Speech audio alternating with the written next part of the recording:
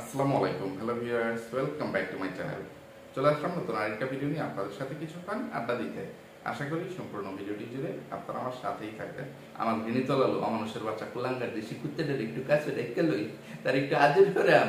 আমার ঘৃণিত লালু অমানুষের বাচ্চা, খাড়াস বুড়ির বাচ্চা, দেয়াল টপ কেনা লম্পট কুলাঙ্গার দেশি কুত্তা, এদিকে এদিকে এদিকে না তু ফৈনির ঘরে ফৈনি মানুষ ধরে তোরে প্রতীকী দোলাই করি না তো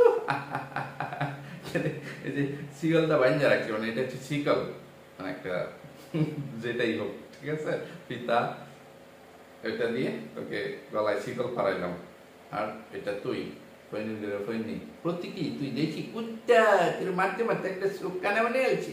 এরপরেও তো নষ্টমী নোংরামি ফটকামি ফাটকামি চিটারি বাটপারি প্রতারণা বন্ধ হইল না। তোর বেহায়াপনা, তোর নির্লজ্জতামি ননস্টপ চলছে তো চলছেই। তোর ফটকামি ফাটকামি ভিউয়ার্সদেরকে সহ্য করে যাইতে হচ্ছে।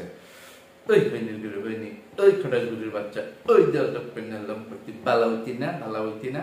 তুই আজকে কি ধরনের একটা টাইটেল থাম্বনেল দিয়ে ভিডিও আপলোড করছস? খটাস গুরুর বাচ্চা, চিটারের বাচ্চা। তো টাইটেল থাম্বনেলের শুধু তোর একার না, তোর বউ বা মালকিন, শালা শালি, শালার বউ, সুমন্দির বউ, মানে বোন, বা তোর পালিত মেয়ে, তার সবার টাইটেল থাম্বনেলের জন্যই তো তোদেরকে দোলাই করতে করতে মানে তোদের পিঠের ছাল তুলে ফেলা যায়। আর ভিডিওর ভিতরে যেসব গালাবাজি, চাপাবাজি বা ফাটকামি ফাটকামি গুলো করিস, ওইগুলোর জন্য মানে তোদেরকে ধোলাই করতে গেলে এক ভিডিওতে মানে সবাইকে ধোলাই করতে পারি না, ঠিক আছে। তো শুরুতে তোর থাম্বনেলটা পড়ি, নিজের গাড়িতে চড়ে সংসারের বাজার করে আনলাম, এজন্য আগে একটু ধোলাই করে নি।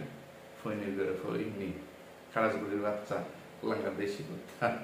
আচ্ছা, এই গাড়িটা না তোর বউরে দিয়ে দিছস, তোদের গরিবের মানে নাম্বার গিন্নি, তাহলে এটা এবার তোর নিজের গাড়ি হয় কেমন রে? ফৈনির ঘরে ফৈনি বলবি বউয়ের গাড়ি চড়ে বাজার করে নিয়ে আসলাম।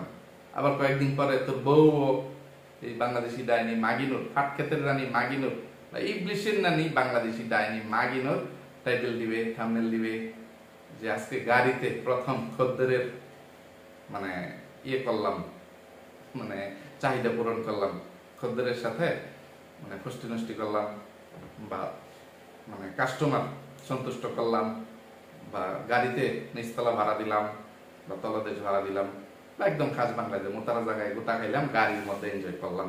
কাস্টমারকে সার্ভিস দিবে, চলো না ঘুরে আসি অজানাতে, যেখানে নদী এসে থেমে গেছে।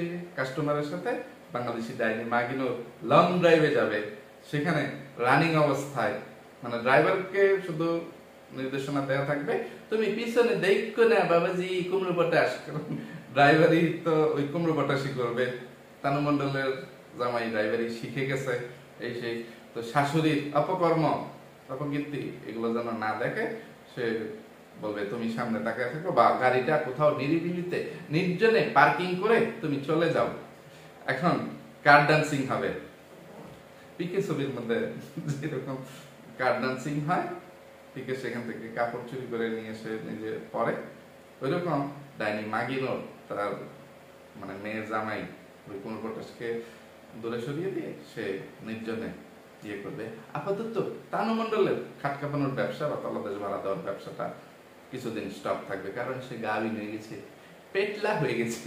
এখন এই গাভিন অবস্থায় সে মানে করতে গেলে তার যদি সেটকা যায় বাড়িয়ে করে, এই জন্য তো ফকিনির বাচ্চা সেই দিনও খুব বেশি দূরে না, তোর বউ বাংলাদেশি ডাইনি মাগিনোর যে কোনো সময় এই ধরনের একটা টাইটেল থাম্বনেল দিয়েই দিতে পারে যে প্রথম কাস্টমার সার্ভিস দিতে গেলাম, ফকিন্নির বাচ্চা।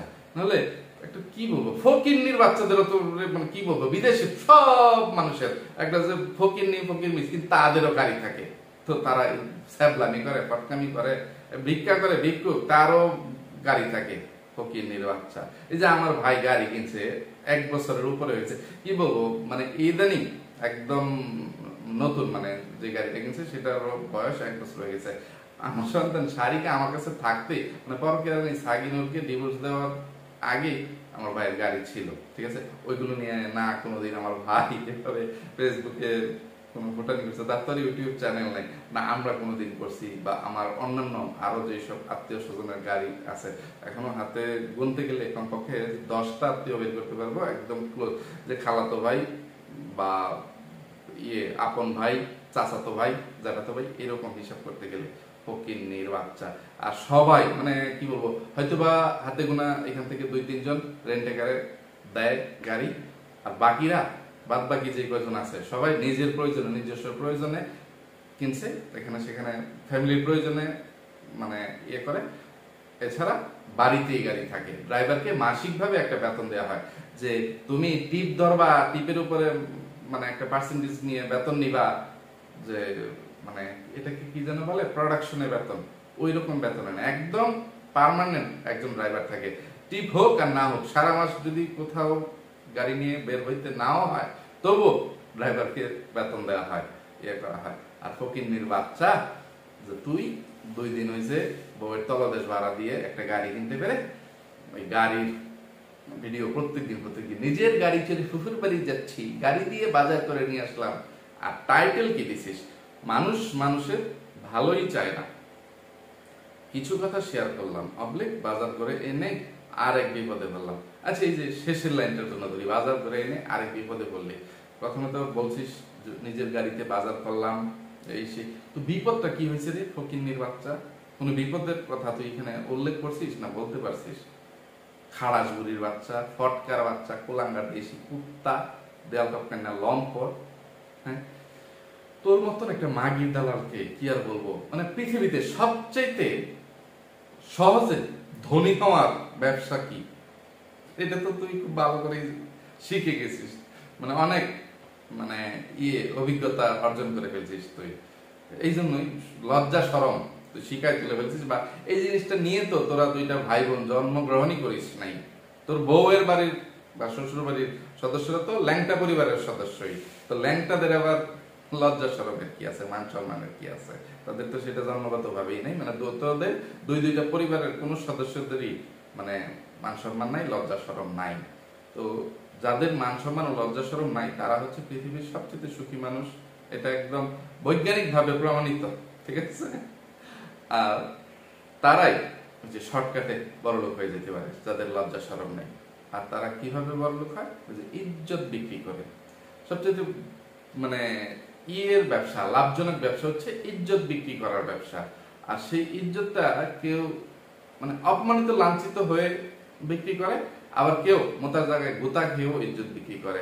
এখন তোরা 2 দিকেরই মানে ব্যবসায়ী, ঠিক আছে? তোরা অপমানিত লাঞ্ছিত হয়েও মানে ব্যবসা করিস, এখান থেকে টাকা আয় রুজি করিস, আবার মোতার জায়গায় গোতা খেয়ে বা তলাদেশ ভাড়া দিয়ে, নিচতলা ভাড়া দিয়ে, খাট কাঁপিয়ে মানে টাকা আয় রুজি করিস। তো শরীর খাটিয়ে মানে শরীর খাটিয়ে বললে ওইটা হয়ে যায়, একটা কুলি দিনমজুর, সেও শরীর খাটিয়ে ব্যবসা করে। তার শরীরটাই সুস্থ স্বাভাবিক একটা শক্তিশালী শরীরই তার মূল মানে আয়ের উৎস।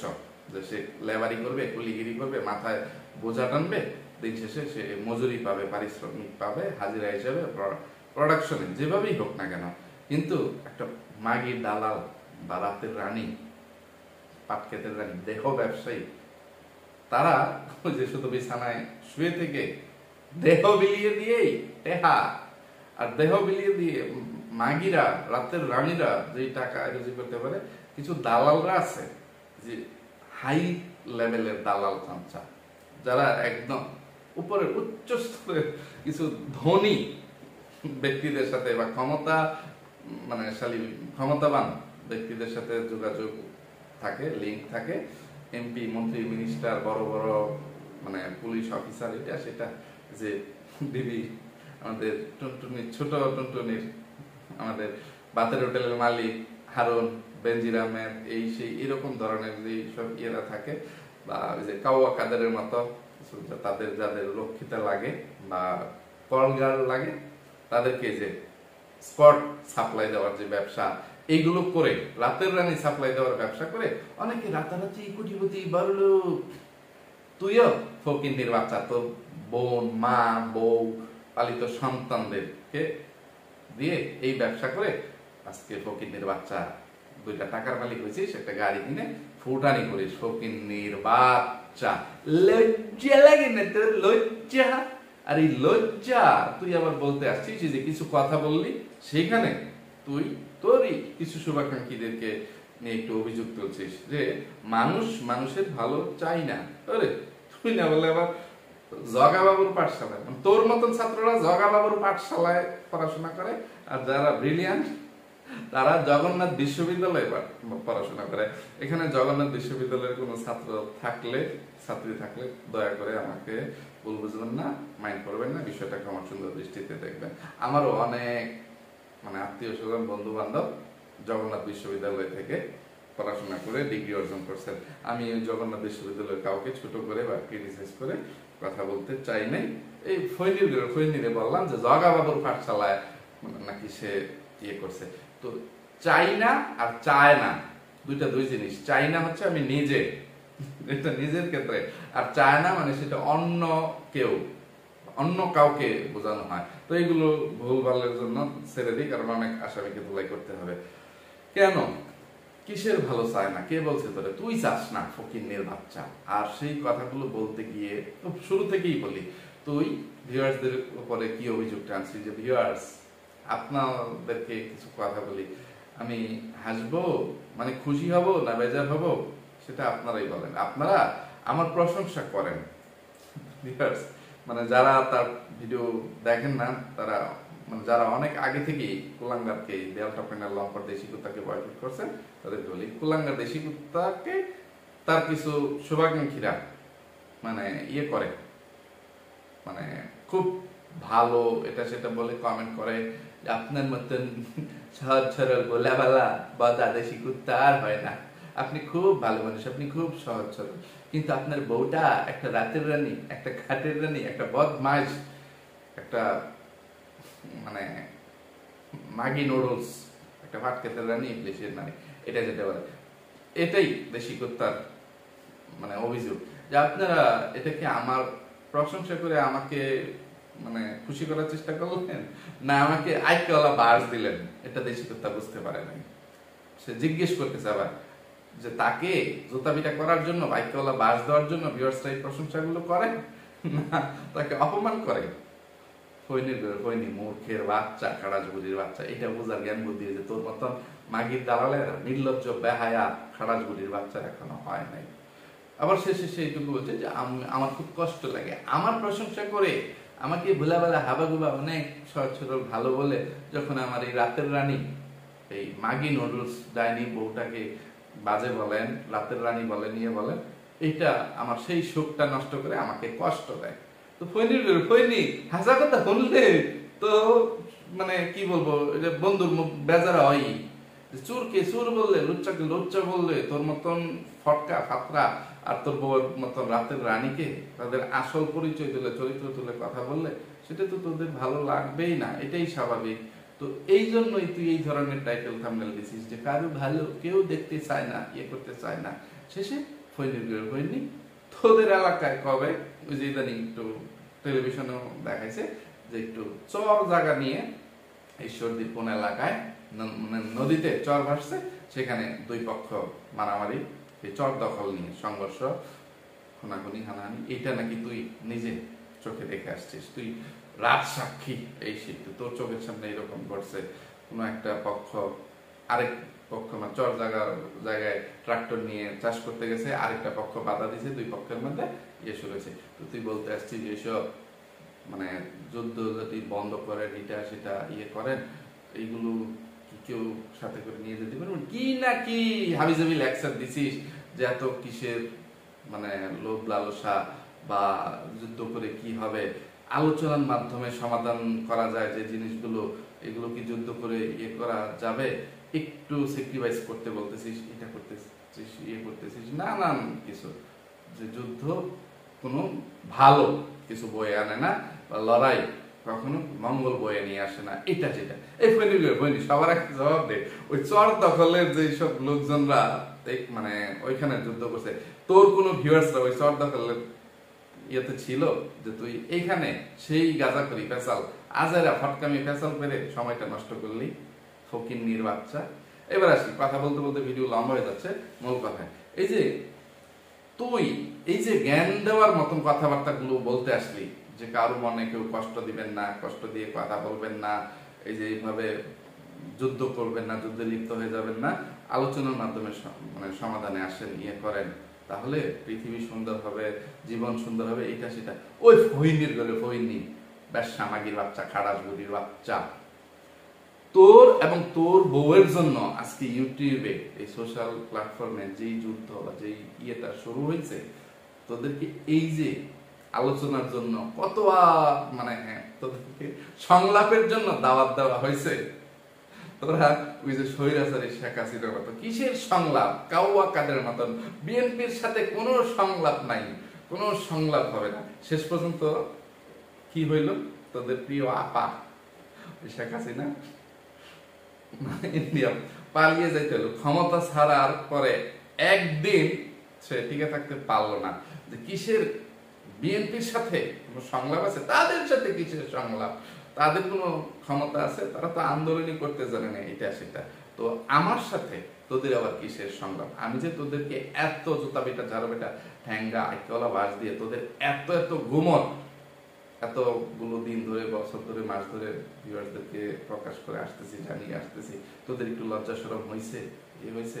বা তোরা একবার আমাকে প্রস্তাব দিছিস যে কিবরিয়া এই যুদ্ধটা চলো এখানেই বন্ধ করে দেই, আর আমাদেরকে অপমান অপদস্থ করো না, ইয়ে করো না, তোমার মেয়ের সাথে যোগাযোগের ব্যবস্থা করে দিচ্ছি, বা তোমার মেয়ের সাথে মেয়ে তোমার এখানে আসা যাওয়া করবে, এখানেও থাকুক সেখানেও থাকুক, যেভাবেই হোক।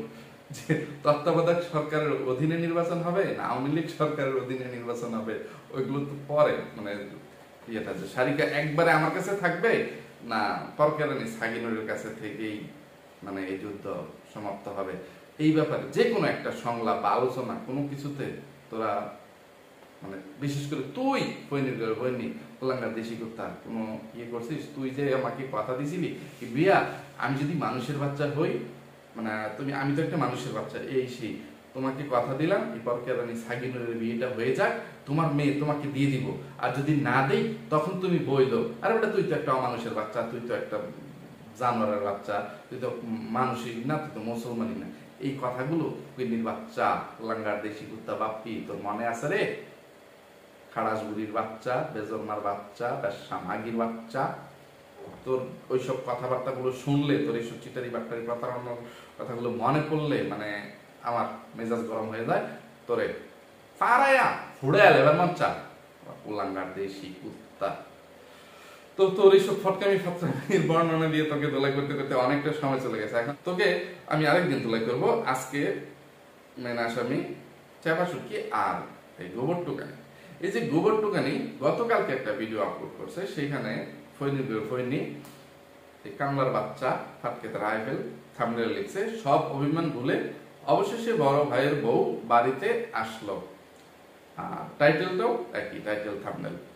এর জন্য কয়েক ঘন্টা এই ফৈনিরে এই কামলার বাচ্চা, ছোট লোকের বাচ্চা ফাটকেতে রাইফেল গোবর টুকানি রে, এটা কি বলবো? ওই যে ওই দিনও 40 কেজি গোবর খাওয়াইলাম একজন ভিউয়ার্সের অনুরোধে, তবুও তো লজ্জা হয় নাই রে গোবর টুকানি। এখন কি কুত্তার হাগু খাওয়াইতে হবে, না মানুষের হাগু খাওয়াইতে হবে, না একদম মানে পাবলিক টয়লেটের হাগু খাওয়াইতে হবে? 40 কেজির জায়গায় 40 মন বা 40 টন ফকিন্নির বাচ্চা।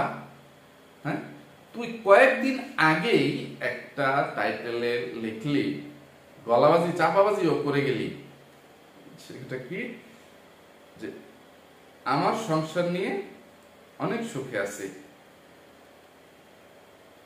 কারো জীবনের ফালতু সময় নিয়ে ভাবতে চাই না বা ভাবার সময় নাই তো, এটা সেটা বলে ওই চাশমিশ চাপা শুটকি তোর বড় দাদা, তোর পেয়ারি দাদা, তোর ভাসুর মায়াবাদের নাকি নিয়ে কথা বলার মতো রুচি নাই, ইচ্ছা নাই, তাদের জীবনে মানে তাদের ছায়াও পারানোর ইচ্ছা তোর নাই, তাদের চেহারা দেখার ইচ্ছা নেই। আবার তুই গতকালকেই এই ধরনের একটা টাইটেল থাম্বনেল দিয়ে ভিডিও আপলোড করলে, সব অভিমান ভুলে অবশেষে ভাইয়ের বউ বাড়িতে আসলো। এখন তুই বলতে পারিস আমি কি আমার বড় দাদা, আমার পেয়ারি দাদা, আমার ভাসুরের কোনো নাম নিছি, তাকে উল্লেখ করে কথা বলছি, বা আমার জাল ওই চাপা শুটকিকে উদ্দেশ্য করে বা তাকে করে কথা বলছি?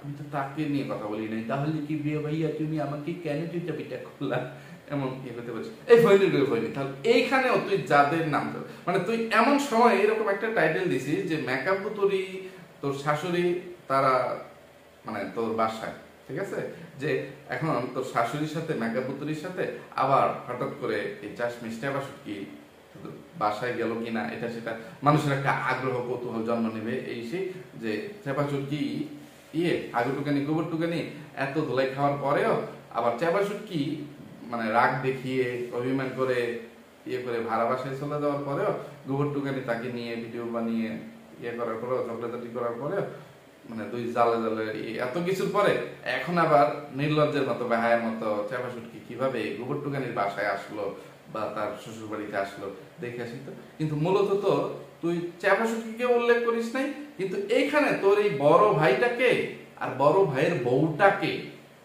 ফৈনি তোর সংসার নিয়ে তুই কথা বলবি। তুই যে বলছিস যে তোর নিজের সংসার নিয়ে তুই ভালো আছিস, সুখে আছিস, কার জীবনে কি হইলো না হইলো ওইগুলো মানে থার্ড পারসন সিঙ্গুলার নাম্বার, মানে কারো জীবনের ফালতু বিষয় নিয়ে কথা বলার মতন সময় তো নাই।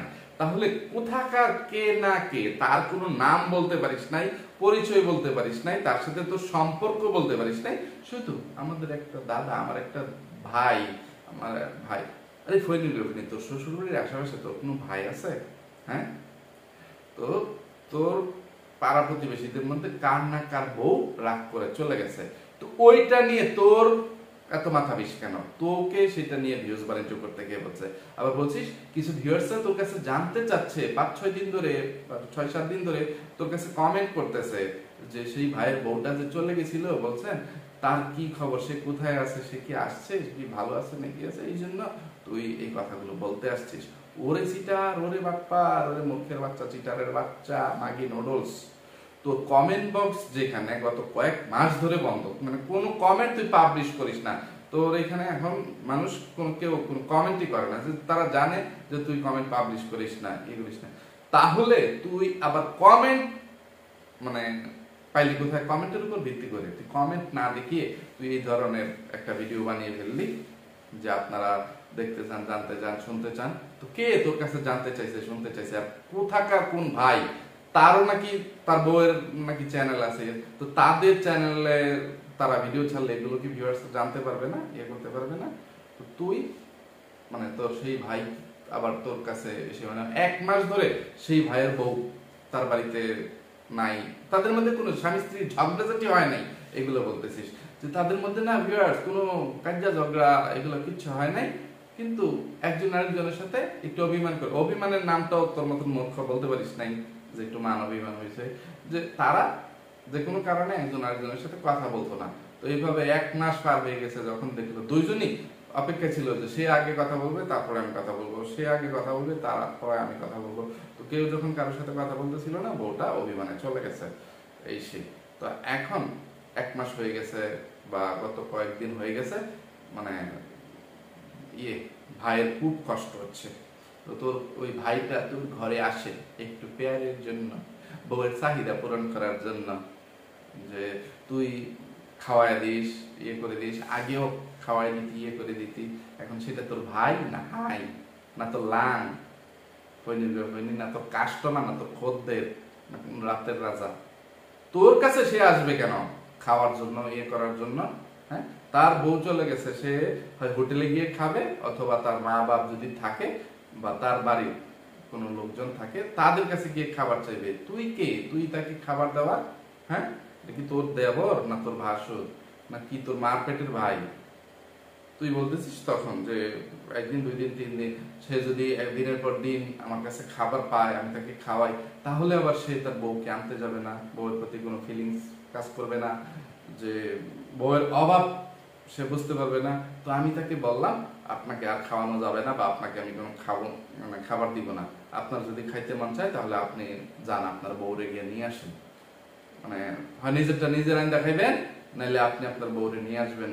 তো সেই বউটা নাকি এখন সোজা কথা চলে আসছে। তুই এই বউ খবরটাই তো দিয়েছিস টাইটেলের মধ্যে, থাম্বনেলের মধ্যে বা ভিডিওতে বলছিস যে ভাইয়ের বউটা আসছে, গতকালকে আসছে, আমি এখনো ভাবির সাথে দেখা করতে চাই নাই, মানে যাই নাই, আগামী কালকে বা আজকে বিকালে দেখা করতে যাব সুযোগ পাইলে। ইয়ে করলে। তো সে যা খুশি তাই করুক, তার জামাইকে তোর ঘরে খাওয়াইতে হবে কেন? বা না খাওয়াইলে যে তুই যে কথাগুলো তার জামাইকে বললি যে আপনাকে আমি খাওয়াবো না, আমার ঘরে জায়গা দিব না, আমি যদি জায়গা দিই বা খাওয়াই তখন আবার বউয়ের ইয়ে থাকবে না, টান থাকবে না, বউয়ের প্রতি যাতে টান থাকে। ও সে আবার একটা মোবাইলও কিনে দিতে বলছে, সে ভিডিও করে এগুলো দুঃখের কথাগুলো বলবে, তার বউ শুনবে, তারপর আবার তার মায়া লাগবে, তার বউ তার কাছে ফিরে আসবে। তো সেই কাজ তুই করে দিস নাই, তোর ক্ষমতা ছিল টাকা ছাড়াই মোবাইল কিনে দেওয়া, কিন্তু তুই দিস নাই। যদি হিতে বিপরীত হয়, বউটা যদি আবার না আসে, কারণ একটা মানুষ যদি মোবাইল নিয়ে ব্যস্ত হয়ে যায় তখন আবার বউকে মিস করবে না, মোবাইল নিয়েই পড়ে থাকবে। তো সেই জন্য তার বউকে মিস করে, এই জন্য তুই তাকে মোবাইল কিনে দিস নাই, তুই তাকে খাবার দিস নাই, এই সেই তুই তাকে বলে কয়ে ইয়ে করে তার বউয়ের কাছে পাঠিয়েছিস। তারপরে সে তার বউকে নিয়ে 12টা 12:30টায় বাড়িতে ফিরছে। তো পরের জন্য কোন জায়গার কোন হাই না ভাই, তারে তুমি ঘরের আগে খাওয়াইছো, কিন্তু এখন বউ চলে যাওয়ার পরে খাওয়াও না, এ করো না। আর নিজের যে বড় ভাসুর, মানে একমাত্র ভাসুর, বড় হোক ছোট হোক, যে তার বউ চলে গেছে, আগে পরে তার বউ থাকতে জীবনে কোনোদিন তোমার দাদা, তোমার বড় ভাসুর, তোমার লাং হাই ওই বাদাইমাকে একটু যে আমার ঘরে একটু ভালো মন্দ রান্না হয়েছে, আমার বড় দাদা আমার ভাসুরকে একটু তরকারি দিয়ে আসি, কোনোদিন তো তার ঘরেও দিয়ে আসিস নাই। তার বউ চাষ মিষ্টি ভাসুর কি বাসায় থাকলে মানে তোর ঘরে দাওয়াত দিয়ে কোনোদিন তোর ভাসুরকে খাওয়াস নাই। তোর ভাসুরের জীবনে কোনোদিন একটা জামা কাপড় ধুয়ে দিয়েছিস? বলতে পারবি? এ করতে পারবি? ভাসুরের যে 2টা সন্তান কোনোদিন কাউকে একটু কোলে নিছিস, একটু আদর করছিস? তখন ভাসুরকে খাওয়ানো বা ভাসুরের বউয়ের কাজে কর্মে কোনো দিক দিয়ে কোনো সাহায্য সহযোগিতা করতে তোকে দেখা যায় না, খালি হিংসামি আর কার্যাচক্র ইয়ে ছাড়া আর কোনো কিছু করতে পারিস নাই। কিন্তু হঠাৎ করে চাষ মিষ্টি ভাসুর কি চলে যাওয়ার পরে তোর ভাসুর এখন হোটেলে খাবে না তার মা তার জন্য রান্না করবে, এটা তোর ভাসুরের ব্যাপার, তোর শাশুড়ির ব্যাপার, বা তোর জাল ওই চাবা শুটকির ব্যাপার। তখন তোর ভাসুরের প্রতি, ওই নয়া বাদাইমার প্রতি তোর এত ভালোবাসা, তোর প্রেম উতলায় উঠছিন গা বইনি, তখন তুমি ফিরি খাইতে পারবা, তখন তোমার পরকিয়া জায়গা উঠছে তোমার প্রেম, যে এখন যদি আমি আমার ভাসুরকে একটু ঘরে রেখে এনে খাওয়াই তাহলে তো মানুষ কিছু বলবো, তার বউ গেছে এই জন্য আমার ঘরে আছে, আপনারা কিছু মনে করেন না। কিন্তু খাওয়ানোর কথাকে ঘরের মধ্যে খাওয়ান দেওয়ার আগে খাটের মধ্যে একটু মানে খাড়াই লস ইয়ে করে লস, তোর জামাই বলে মিয়া তো খ্যাত খামার ওই থাকে বন্ধে চকে থাকে, তো তখন তোদেরকে পাহারা দেওয়ার আর কেউ থাকে না। আর তোর শাশুড়ি ওটা তো আরেক রাতের রানী, ইবলিসের রানী, ওটা তো ইয়ের মানে দালাল, বা ওই যে টাকা তোলে না সর্দানিরা, যে ঘরে মাগির কাছে যাও, তো সে তার পোলা আর পোলার বউ তাদেরকে কিছু বলবে, ইয়ে করবে, সুযোগ করেছে। তো তখন তোর এই ভাসুরের প্রতি যে দায়িত্ব থাকে না কেন, যে না আমি আপনাকে খাবার দিতে পারবো না, মানুষ 2-4-10টা কথা বলে, বাজে কথা বলে, কলঙ্ক দেয়, অপবাদ দেয়, আপনি আপনার মার কাছে খাবার চাইবেন, অথবা যে আপনি আপনার বউকে গিয়ে নিয়ে আসেন, ইয়ে করেন। তো তুই আবার ক্যামেরার সামনে এসে দেখাস, দাদা ও প্যারি দাদা শুনে আমার ভাদের মা শুনে যাও বল পায়ে দিরা বলেও, এগুলো ক্যামেরার সামনে এসে বলতে হয় না, হয়নি, এগুলো কাজে করবে। তুই তো ভাসুরের দায়িত্ব পালন না করতি, তখন তোর পেয়ারি ভাসুরকে যে আদর করে খেল্লা করে নিয়ে এইভাবে মহব্বত না দেখাইতি, খাবার না দিতি, তোর ভাসুরের পেটে যখন টান লাগতো, তোর ওই ভাসুর ওই ফহিনী মানে অকর্মার দেহি যে নিজের রান্না নিজে মানে করতে কষ্ট লাগতো, ইয়ে করতো, সে বিদেশ করে আসছে, সে কি নিজের রান্না নিজে করতে পারে না, যে তার এত কষ্ট হবে? তোর জামাইও বিদেশ করে আসছে এবং তোর ভাসুরও বিদেশ করে আসছে। তো যেই লোকরা বিদেশ করে, যারা সবাই তো বউ নিয়ে যায় না, অধিকাংশ প্রবাসীরাই নিজেদের কাজ, নিজেদের কাপড় ধোয়া, নিজেদের রান্না বান্না সব নিজেরাই করে। তো তোর ভাসুরের প্রতি তোর তখন এত দায়িত্ব, ভালোবাসা, প্রেম উতলায় উঠছেন গেলিগা, কারণ একটাই, চাপা সুটকিকে তুই তোর ভাসুরের ভাগ দিতে চাস না, যে চাপা সুটকির কাছ থেকে ছিনিয়ে এনে যে কয়দিন তুই তোর ভাসুরের জাতা খাইতে পারিস, সেটাই তোর কাছে ভালো লাগে। কথা কইতে কইতে ভিডিও লম্বা হয়ে দিতেছ, চাপা সুটকি রে, তুই আজকেও বাচ্চা গেলে, তুই যেই ইয়া শুরু করছস, যেই সিটারি বাটপারি আর ঘেউ ঘেউ শুরু করছস, তোর কাল্লা সময় লিয়া ফিটাই, আমরা সময় লিয়া ফিটাই আজকের মতন তুই সার ফেয়ে গেলে। তো গোবর টুকানি তুইও তো ভিডিওতে আরো যে গলাবাজি জামাবাজি গুলো করছিস সময়ের অভাবে, তোর সব ফটকামি ফাটকামির জন্য তোকে ধোলাই করতে পারলাম না।